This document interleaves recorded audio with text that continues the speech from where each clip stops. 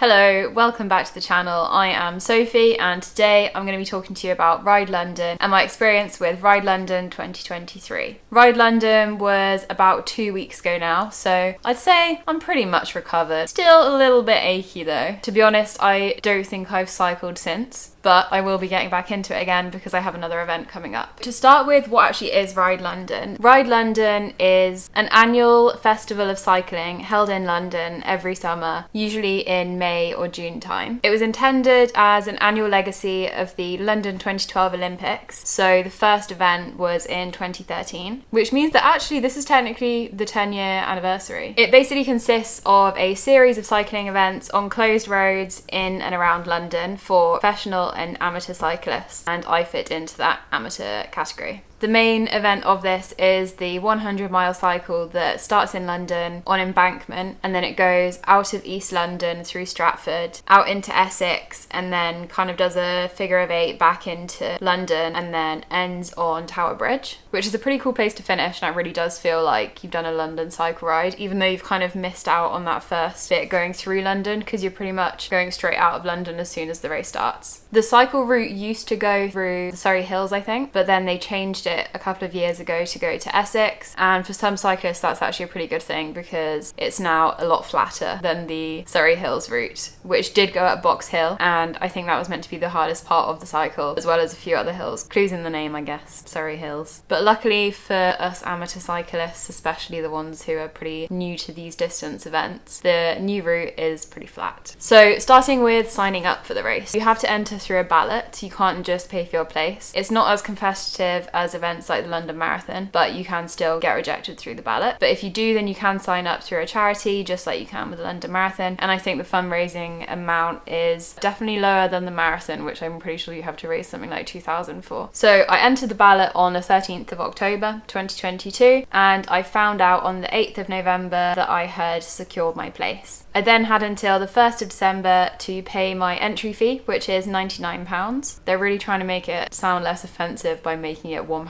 less than £100. Let's be honest, it's basically £100. But from what I had heard, it was meant to be the best cycling event in the UK, so I paid my £99 entrance fee, and then I didn't hear any more until May. The event was on the 28th of May, and on the 11th of May I got sent my start time and my arrival time. When I read the email, I thought, wow, this is very early, but actually in hindsight it was a really good time to have started. They have a lot of waves and they're split up into letters first of all, so you have A up to F, and then within those they're split into colours, and I was in wave C and my colour was black, so I was the last colour of wave C to start. My arrival time was 6 a.m. and the loading time, which is basically loading into the starting bay, was between 6:40 and 7, and then my allocated start time was 7:25. They do say that you can arrive later than your start time, but you definitely can't arrive earlier, and I did see people arriving earlier than their start time because you obviously have your wave and your colour on your number tag. The people organising or volunteering to marshal the event just didn't let them through to the start line, and it is pretty cold when you're there at about 6 a.m, so you basically just end up having to hang around in the cold for quite a while. So if you're doing it and you want to start earlier, you can't, and I would not recommend going early because you'll just end up waiting around. However, you can start later, and to be honest, if I had like a 5 a.m. start time, I would be very tempted to just join a slightly later wave. Moving on to training. So I didn't actually do any specific training for this event. I did about 12 weeks beforehand print off a training plan. It was very intense though, and I definitely was over ambitious with it. It was about 5 cycles a week, I think, and you were meant to do like a 3 or 4 hour cycle every Sunday. I enjoy doing a lot of other activities, so I like doing weightlifting and I like running or swimming. I don't actually do that much swimming. I'm trying to sound like I'm a triathlete and I'm really not. And basically after 2 weeks of doing that training plan, I was just a little bit bored. I was mostly doing it on Zwift, and so it was just too much indoor cycling. Like, I don't mind Zwift, I love Zwift actually, but twice a week is a pretty good balance with other activities as well, and any more than that I think I just get too bored of being inside, and it feels a lot harder than being outside because you're just looking at the same thing the whole time. I was pretty much doing 3 cycles a week on my turbo trainer using Zwift, and they were anything between 45 minutes minutes and an hour on the weekdays, and then I would do a longer Zwift cycle at the weekends as well, and that would normally be between an hour and 2 hours. My longest ride on Zwift was 2.5 hours. That was extremely painful and I literally could not sit on my saddle for longer than that. I didn't actually do any outdoor cycling until 2 weeks before Ride London, which was probably a bad idea. My first long cycle was 2 weeks before, and I did a 100-kilometre cycle from Stratford-upon-Avon into the Cotswolds, and the Cotswolds is very hilly. I think it's good to practice doing outdoor cycling. I would definitely do that more because you get an idea of elevation. You can go through a lot of elevation, but if it's a maximum elevation of a lot of meters, it makes a huge difference. My first outdoor cycle I did in the Cotswolds had a maximum elevation of I think 350 meters, and the same elevation as Ride London, total elevation, but Ride London had a maximum elevation of I think it was between 100 and 150 meters. That alone makes a huge difference because you don't have any hills that are going up for a long time or really steep for a long time. 1 week before Ride London, I should have tapered a bit, but I did a 100-kilometre cycle again with my friends. We went from Cambridge to London, and that was a pretty nice cycle, and actually the countryside was very similar to what it was for Ride London, mostly just rolling hills, nothing extreme. Then the week of Ride London I did 2 short cycles during the week that were pretty easy just on my turbo, and then the Saturday, the day before, I did one 30-minute easy cycle. And every training plan I looked at says do an easy cycle the day before. Speaking of the day before, in terms of fueling up for the ride, you should have a carby dinner the night before your race. Online I was googling it, and it actually recommends that you either have a bigger lunch or you just eat your dinner earlier so that you can basically digest it before going to bed, and then obviously because you have an early start you want to have digested it completely before you then wake up and then have breakfast. I got myself a takeaway pizza from Francomanca. I used to row at uni, and the night before all of the races that we did, we would always go out for pizza, and it was perfect fuel. I'm not talking Domino's pizza, although my boyfriend actually did get a Domino's pizza despite not doing any races. I'm talking a bit nicer pizza, like sourdough base or something like that, that's not completely processed full of rubbish. Pasta is also a really good meal to fuel with. Something else I read online is that you should try and avoid high fibre foods the night before, so things like brown pasta, brown bread, brown rice, that kind of thing, because it's just a bit slower to digest and you want your food to be through your system, as I said, before you start the race. The night before I also prepared my bag completely and got all of my snacks ready, got all my tools ready on my bike. In terms of food, I brought 1 sesame seed bagel with butter and Marmite, 1 mini Soreen, a mini Cliff Bar, a normal size Cliff Bar, a banana, and a little plastic bag with some salted mixed nuts and dried mango, and then 3 energy gels. This actually turned out to be the perfect amount of food, and I think I pretty much had all of it except for not all of the energy gels. In my bike tool bag I had 2 spare inner tubes, 3 tyre levers, my multi-tool, and then I left some space so that I could put my jacket in there as well. For hydration, I also brought some electrolyte tablets with me so that I could add them to my water when I refilled my bottles. I put all of my food in my front bag, and then I put all of my bike tools in the back so that while I was cycling I could actually access the food, and that was actually especially helpful for the gels, and I made sure that towards the end I put them at the top of the bag, and then I could just unzip it and kind of pull the tab off with my teeth so that I could just hoover that up. Then when everything was packed and I'd finished dinner, I chilled out for a bit and then went to bed, and I'm not gonna lie, I was feeling really nervous at this point, and so I did not sleep very well at all. I tried going to bed at about 9:30 and didn't fall asleep until about midnight. I was basically just stressing about not getting enough sleep and being too tired, and so obviously I didn't get enough sleep. But I think that the adrenaline does just power you through, so don't stress if you can't sleep before. It's just one night and you'll sleep extremely well the night after. The day of, I woke up at 5 a.m. and had got literally everything ready the night before, so I had everything laid out. All I needed to do was brush my teeth, have some breakfast, have a coffee and go. Breakfast, I had porridge with a banana and peanut butter, and I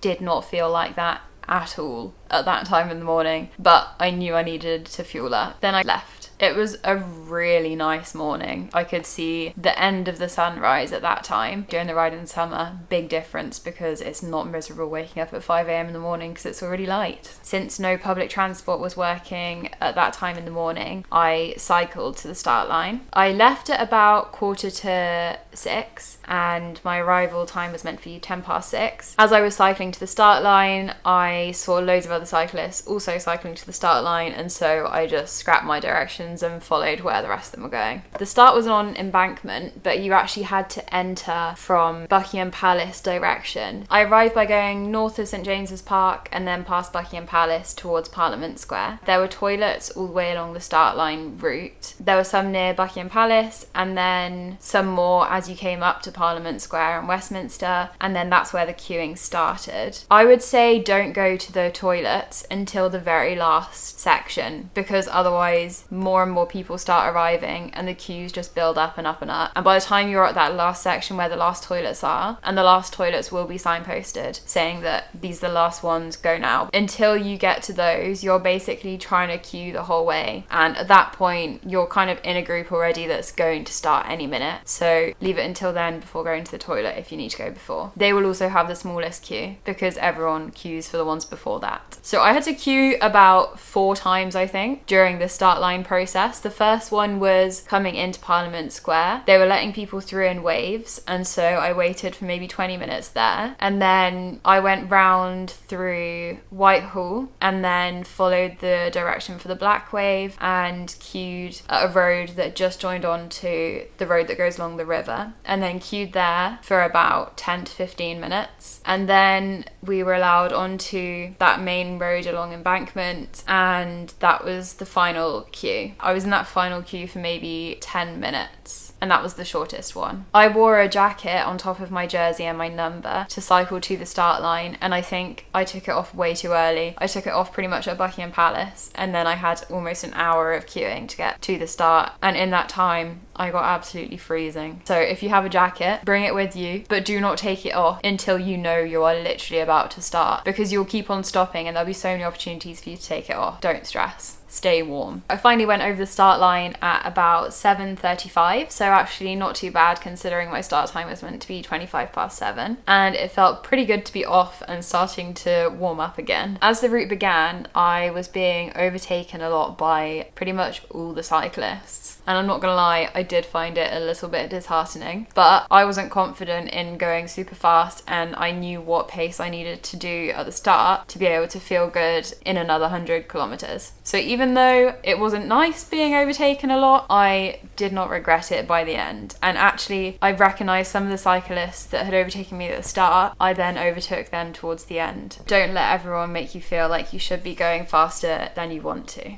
In terms of the route itself, it stays in London for about maybe 15 to 20 miles. And it kind of does a bit of a loop around before you get out of London. And most of that is actually on motorway style roads, and it's completely roads closed, so it feels very weird being on a motorway on a bike, but it was pretty fun and nice not having to stop at any traffic lights. Then we went out of London into Epping Forest, and this is where they say the big hill is. And not gonna lie, this is not a bad hill at all. It goes on for quite a long time, but it's not very steep. We then carried on through Uttlesford up to the halfway point, which was around Braintree, and then circled back around, came past Chelmsford, Brentwood, and then came back into London along some of the same route that we had taken out, but then went off a slightly different route for some of it as well. Epping Forest was super nice to cycle through. It was nice and shady. Then it was a bit more fields and some trees and that kind of thing for most of the rest of the route. Not really any huge hills, it was just kind of rolling hills, which was really nice. And then obviously back into London, and not gonna lie, the bit going back into London felt like the longest cycle ever. I think on the way out I thought it was shorter than it was, so when we got back into London I was like, this is great, we're almost done, I'm gonna speed up a bit now. And it just seemed to go on and on and on. Along the route it was kind of weird because they did stop us at some points. The marshals basically start blowing their whistles, wave their flags, and you have to stop, and it's so that the sweeper vehicle can go around. And I didn't actually see that many people, but basically if you can't go on anymore, whether it's because of your bike or your energy levels or anything, you can just wait at one of the mile markers, which are every 5 miles, and the sweeper vehicle will then come around, put your bike in one van, and then you get in the minibus, and I think it takes you to the nearest public transport that will take you back into London. But I think I was stopped maybe 2 or 3 times, and you end up with just a massive build up of so many bikes. On the other cyclists, it's obviously a busy cycle, there's thousands of people doing it, and you get your idiots, as you do with any event like this. But the majority of cyclists are very thoughtful, and you kind of generally keep to the left for most of the time when you're cycling, unless of course it's really busy, and then anyone can just come past on the right on the other side of the road, because obviously the whole road is closed. Just be aware that you do get your big groups of men, and they think that the road is theirs, and they basically ask everyone to move out of their way so they can zoom past. But that is the minority, and everyone is in general really friendly and respectful of each other's space. Feed stations. So I think there were about 4 or 5 big feed stations throughout the route, and they are signed really well. You know you're coming to them because they split the road into 2. There's the option to carry on with the race. Then you can go into the other split and it will take you off to the feed station. Some of them are literally alongside the road, and one of them you had to go on a bit of a sidetrack route and it took you to a massive field, and I think that was the biggest feed station that I went to. This year, High Five were sponsoring the event, and so there were all of their energy gels, energy bars, electrolyte tablets and gummies being offered at all the feed stops, and you could just help yourself to those. Other than that, I think they were giving out bananas at another feed station, but they didn't actually give out that much substantial food. So I would definitely recommend making sure that you bring enough food to keep you going the whole cycle, and assume that you're not going to get anything from anywhere for the whole cycle, because it is also really busy at the feed stations. One of the first feed stations was a bit after Epping Forest, and that was a pretty big one. It's basically on a high street, and so there's a Starbucks and Boots and that kind of thing along there, so you can get more substantial food from places like that. The toilets at the feed stations are really busy, but pretty much every, I'd say 5 to 10 miles, there are toilets just along the side of the road, and I would recommend going to them because the queues are generally a lot smaller. We were really lucky with the weather on the day because it was literally clear blue skies pretty much, with a few little white clouds, and that was it. Apparently I'm not my most intelligent when I wake up at 5 a.m. in the morning, because I put Factor 50 sun cream on my face, but thought to myself, oh, it'll be fine. I don't need to put sun cream on the rest of me because it's 5 a.m. and it's not very hot right now. Not realising, yeah, I'd actually be cycling until about 3 p.m. and be in the full sun for quite a long time. So I got very badly burnt. I'll insert a photo here. It's quite embarrassing, and I cannot wear short sleeves or anything right now because the tan lines are just too bad. Wear sun cream. The sun is no joke. I was cycling alone for the event, and I actually found it really nice. I felt like it meant that I could go at exactly the speed that I wanted to, and I wasn't annoying anyone by slowing them down or vice versa, and I stopped at exactly the feed stops I wanted to. I would like to do it with someone else next year though. Now that I've experienced on my own, I want to take it maybe a bit more leisurely. If you're doing it on your own and you're worried, everyone is so friendly, and if you talk to someone, they'll chat back to you. It was weird for me cycling in London and people actually saying hi. I was pretty surprised. That's not how we roll in London, but it was pretty refreshing. So as I said, the race ended on Tower Bridge, and that was a really nice end. There were loads of people cheering along the route. Usually in the villages you would have people at the side of the road or sitting outside their houses on little chairs, and they would be cheering and clapping, ringing bells, and it was actually so nice and really motivating. And then as you came to the finish line, there were people all the way along Tower Bridge, and it felt actually really cool just cycling that final bit. I did a little sprint towards the end and then went through the finish line, turned the corner, and then you basically get off your bike and then join a queue to get out of the area basically. They give you your medal as well. This is the medal. It is a wooden medal, as you can see, which, not gonna lie, I was a little bit disappointed by, since I paid £99 for my entrance fee. But I get that it's meant to be more sustainable, so fair enough. One of the best parts about doing long distance events like this is that you can treat yourself with food afterwards. I ended up getting myself a takeaway greet, and then my boyfriend surprised me with my favourite thing ever, peanut butter and jam blondie from Borough Market. So fair to say I was very much treated afterwards. Overall, I really did enjoy doing Ride London, and it was a really good first experience. I think if I do it again, I'd like to do it with some other people. However, it's definitely a race that you can do on your own. I hope this video was interesting or helpful if you're thinking of doing Ride London, and if you've got any questions that I didn't cover, then do let me know. Other than that, thank you for watching, and I will see you in the next video. Bye!